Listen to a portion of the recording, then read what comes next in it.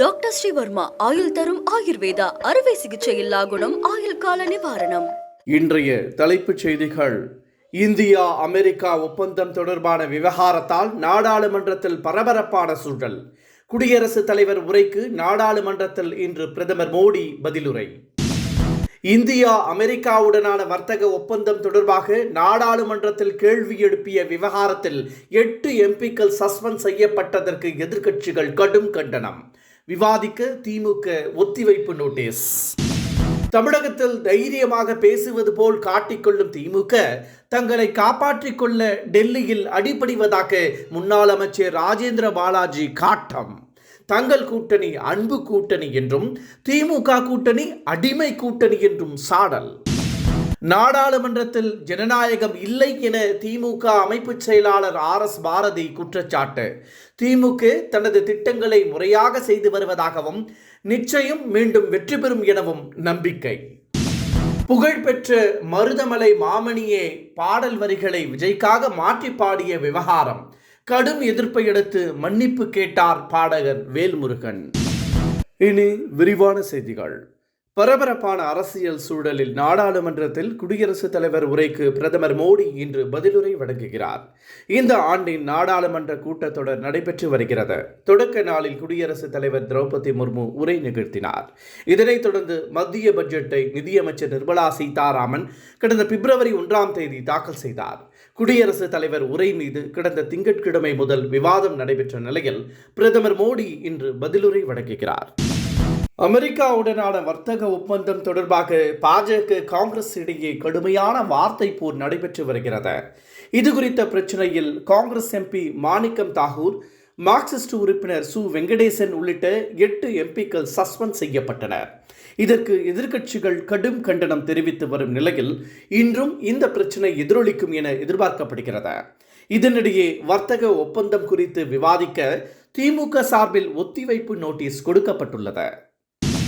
தாவேக ஒரு அசெம்பிள் செய்யப்படாத இன்ஜின் என திமுக அமைப்பு செயலாளர் RS பாரதி கூறியுள்ளார்.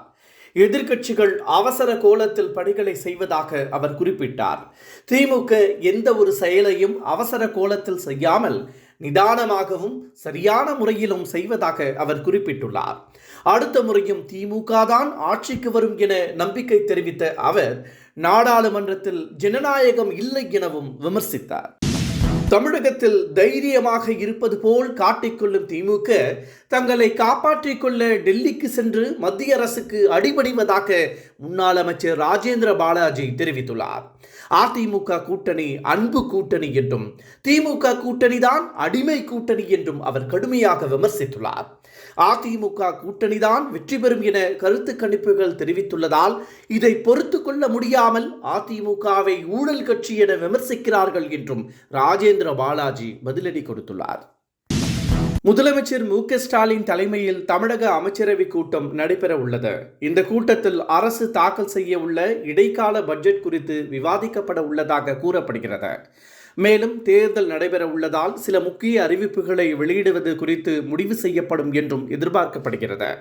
திமுக அரசு பதவியேற்று 5 ஆண்டுகள் நிறைவு பெறும் நிலையில் இந்த ஆண்டு சட்டப்பேரவை தேர்தல் நடைபெற உள்ளது. இந்த நிலையில் திமுக அரசு இடைக்கால பட்ஜெட் தாக்கல் செய்வது குறிப்பிடத்தக்கது. நடிகர் விஜயின் அரசியல் வருகையால் ஆளும் திமுக தான் அச்சப்பட வேண்டும் எனவும் அக்கட்சிக்கு தான் பாதிப்பு ஏற்படும் என்றும் மத்திய நிதியமைச்சர் நிர்மலா சீதாராமன் தெரிவித்துள்ளார். தனியார் தொலைக்காட்சிக்கு அவர் அளித்துள்ள பேட்டியில் திராவிட மாடல் என்பது பிரிவினையை தூண்டும் வாதம் என குறிப்பிட்டார். மேலும் காங்கிரஸ் கட்சி 60 ஆண்டுகளுக்கு பலவீனப்பட்டு விட்டதாகவும் அந்த கட்சி தற்போது எங்கே இருக்கிறது என்றும் அவர் கேள்வி எழுப்பியுள்ளார். தங்கம் விலை மீண்டும் ஏறுமுகத்தில் உள்ளது. சென்னையில் ஆபரண தங்கம் இன்று சவரனுக்கு 5040 ரூபாய் உயர்ந்து 1,19,000 ரூபாய்க்கு விற்பனை செய்யப்படுகிறது. 1 கிராம் தங்கம் 630 ரூபாய் உயர்ந்து 14,900 ரூபாய்க்கு விற்பனை செய்யப்படுகிறது.